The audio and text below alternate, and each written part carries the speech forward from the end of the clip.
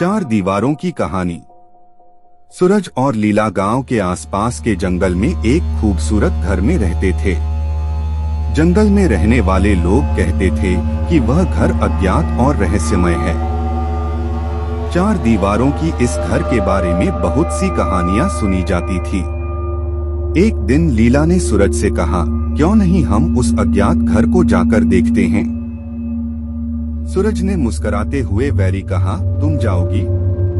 और लीला ने हाँ कह दी। रात के समय दोनों ने उस अज्ञात घर की तरफ पथ बनाया। जब वे घर में प्रवेश किया तो वहाँ अद्भुत शांति महसूस हुई। घर के अंदर चार कमरे थे, प्रत्येक में अलग अलग रहस्य छिपा हुआ था। एक कमरे में जब लीला ने बैठा बैठा कर विश्राम किया तो वहाँ से अजीब सी आवाजें सुनाई दी, जैसे कि किसी बच्चे की आहें और चीखें हों। दूसरे कमरे में सूरज ने एक पुरानी तस्वीर पाई जिसमें एक महिला की मौत होते समय की तस्वीर थी।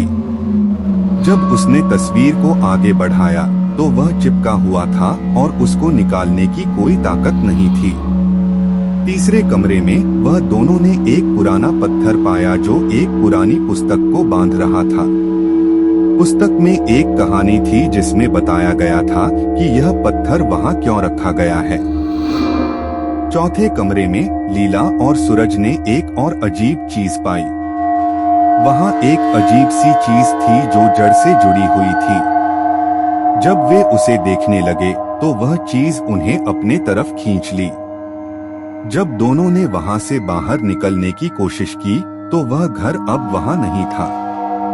वे एक अज्ञात और अदृश्य दुनिया में चले गए थे। दोनों का मन दौड़ रहा था, लेकिन जैसे ही वे उस अदृश्य दुनिया से बाहर आए, वे अपनी दुनिया में वापस आ गए। लेकिन उन्होंने वहां से बाहर आते समय एक बड़ा सच जाना। जंगल में वह घर असल में एक अज्ञात गुफा थी जो सिर्फ विशेष समय पर ही दिखती थी, और जो भी वहां जाता था वह अगले दिन के लिए वापस नहीं आता था। यह कहानी अज्ञात और अदृश्य दुनिया के रहस्य को जगाती है। वह लोग जो अनजाने में जाने की कोशिश करते हैं, वे कभी भी अपनी दुनिया से अलग हो जाते हैं।